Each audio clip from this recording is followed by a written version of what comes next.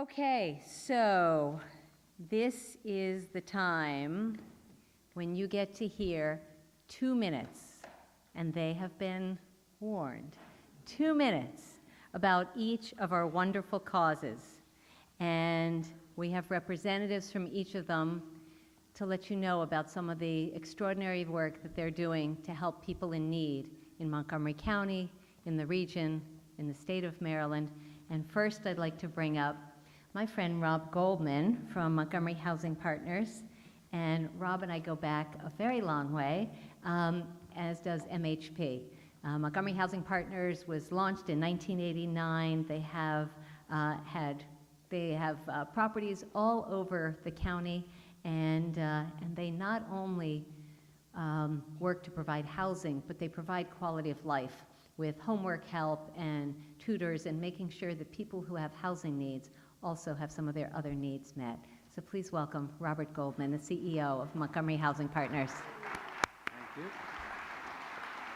Thank you. Thank you, everybody. I was going to sing my presentation, but didn't want to empty the audience here. So Montgomery Housing Partnership, we've been around since 1989, and we're not just, we're about providing quality, affordable housing in the county, and we take older apartment buildings, we fix them up, and provide long-term affordable housing. But we have come to realize it's not just about the housing and housing people, it's also about empowering the families that live at our properties and strengthening neighborhoods around where affordable housing is located. So we provide preschool programs, after-school programs for elementary school kids, ESOL classes, and a lot more. I'll just give you one quick example. Ms. Hinton was a waitress at a restaurant just down the street here for over 40 years. She had a home, and life was wonderful for her. As she approached 60 years old, she walked into work one day and they just let her go. 40 years of work and they just let her go. As a result, she lost her house and was homeless. Fortunately, she found out about Montgomery Housing Partnership, and we were able to provide her a place to live in a family property just not too far from here. But as she got older, she wanted to be with other seniors. And fortunately, we were just building the Bonifant, 149-unit senior building in downtown Silver Spring next to the new Silver Spring Library. And she was able to move in there, and she's having a wonderful life. And it's just one example of the many lives that are impacted by Montgomery Housing Partnership every day. Thank you all very much. Thank you.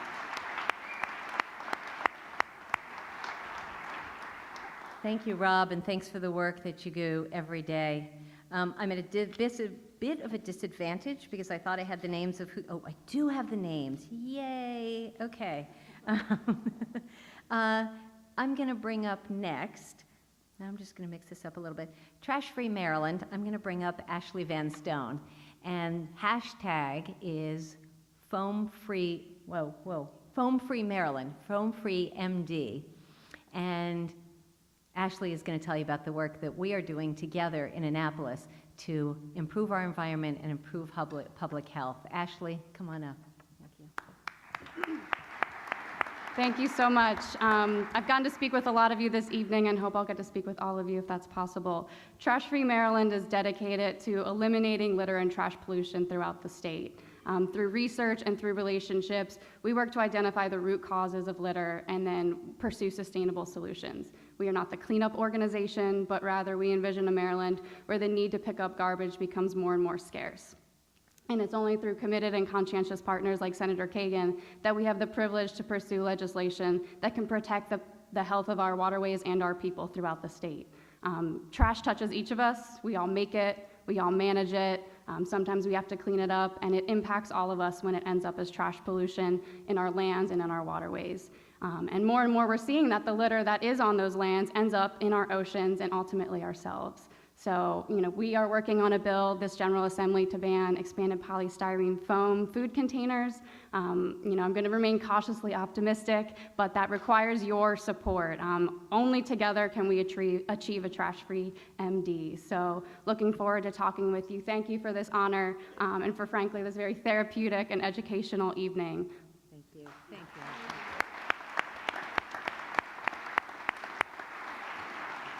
So just to be clear, styrofoam is already banned in Montgomery County, Prince George's County, DC, Annapolis, Baltimore City. It's going to be in Anne Arundel County either next month or either in February or March. We want to take it statewide and not do it piece by piece. It'll just be better for the environment and for public health. So check that out.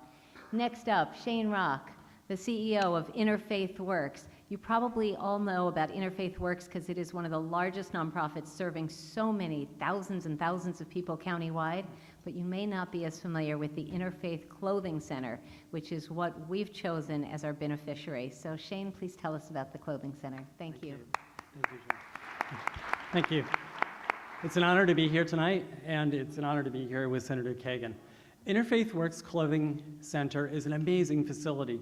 We serve 13,000 Montgomery County neighbors each year who are low income. And what I mean by low income is they're below 200% of the federal poverty line. In Montgomery County, there are more than 70,000 people who live in poverty. What that means is they live in a household of 4, for example, who makes less than $25,000 a year. Twice poverty level is less than $50,000 a year. The 13,000 people who come to the Interfaith Works Clothing Center come seeking clothing and household goods, yes, but they also come because we offer so many services in one place to help them achieve economic mobility and stability in their lives. We help with emergency utility and rental assistance to prevent eviction and prevent having their utilities cut off. We provide vocational assistance to them so that they can get a new or better job. We have a computer learning center where we're partnering with Montgomery College to offer computer literacy and basic computer education. It is a clothing center, but it is so much more to help people get ahead and not have to seek additional help in Montgomery County. This is a wealthy county. We should offer opportunity to every single person who lives here, and that's what we try to do at Interfaith Works. And I appreciate your support of everything that we do as an agency.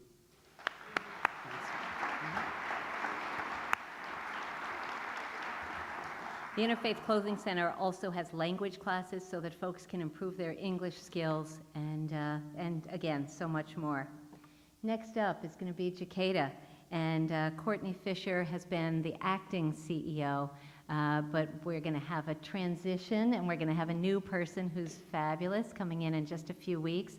But Jacada is the Jewish Coalition Against Domestic Abuse, and although Jewish is in the name, it is interfaith and serves all in need. And Courtney will tell us more about it. Thank you for being here. Thank you. Thank you, everyone. I'm so honored to be here and be with such great beneficiaries. Jacada has a 3-pronged mission to support, educate, and prevent. Last year, our education and prevention programs reached over 2,000 students in Montgomery County Public Schools, DC Public Schools, and private schools across the region, helping them to understand the dynamics of a healthy relationship and how to identify if the relationship is becoming unhealthy. In addition to that, however, we have a support program which in the last year has expanded exponentially. Last year, we served over 500 people with either clinical services, legal services, or advocacy services. And this year, in the wake of the Kavanaugh hearings and the Me Too movement, we saw 100 new clients in the last quarter, the last 3 months, that have been served by our heroic clinicians, advocates, and attorneys, many of whom are here today. Just before we were coming in here, our clinical director was telling me that she was speaking to a client, and they said, somebody asked that client, "Where do you feel safe?" And that client said, "Jacada. Jacada is where I feel safe." So we thank you all for your support, and I hope to meet more of you out there. Thank you, Senator Kagan.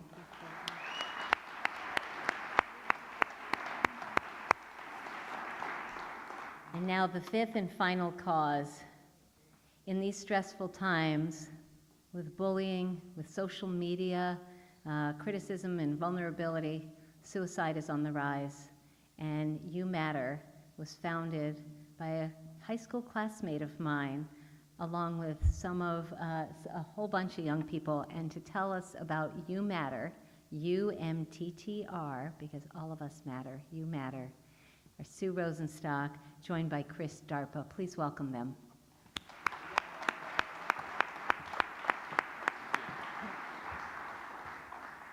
Thank you, Senator Kagan, for that fine introduction. My name is Matt Machete, and I'm here representing the UMatter organization, which is, as many of you know, it's an organization that was founded to raise awareness for teen depression and suicide in our community. And it's a peer-to-peer led organization. And the reason it was founded was one of my good friends and my basketball teammates and Sue's son, Evan Rosenstock, tragically took his own life in 2013 after our basketball season. And it was a really hard time for all of us, especially for his teammates and myself, who spent so much time with him, and I was sidelined with him with an injury. And the happiest kid in the world, whom we never would have saw this coming, and we all were thinking about what we could possibly do. And after sitting in a gym full of his peers and classmates, sobbing before a candlelit vigil, myself and a few of my classmates gained the idea and proposed it to Sue while we were sitting Shiva to start a 3-on-3 annual basketball tournament to remember Evan and to just have fun, to create something fun about his memory and just do something that we can really rebound from this as a community. And it blossomed into this nonprofit organization to make sure that this never happens again to any of our peers in our community, because it's never a feeling that anybody should ever have to go through. And to give you a few more details, here's Sue. Thanks, Matt. And I just really want to say thank you to Senator Kagan for inviting us here tonight. The work that Matt has inspired, as well as several other young people, has taken us on to 17 college campuses. We have provided the only evidence-based, proven effective, peer-led suicide prevention program in the nation to Montgomery County. It's the first time it's been brought to the Mid-Atlantic, and we brought it here to Maryland to 15 high schools. In addition, we're expanding to Delaware, and the way we work is I protect their voice. My job is for them to figure it out, because when we learn the signs of emotional suffering, which are change in personality, agitation, withdrawal, poor self-care, and hopelessness. The idea, if you see those in yourself or someone else, you want to reach out, you want to connect, you want to offer hope and inspire help. And this was launched by Michelle Obama in 2015. It's a worldwide campaign, so I would encourage anybody who wants to be seen in a lot of places to hashtag change mental health and hold up your hands, and you'll be all over the place. Thank you. Love you.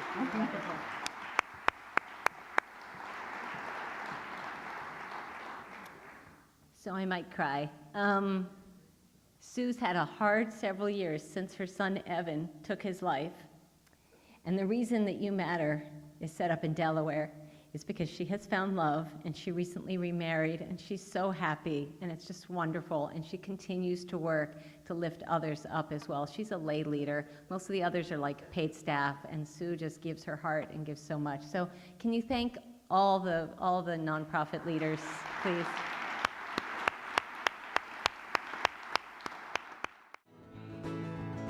Cuando caminaba, llegué a una frontera donde había un letrero pa' que no pasara, y del otro lado no decía nada.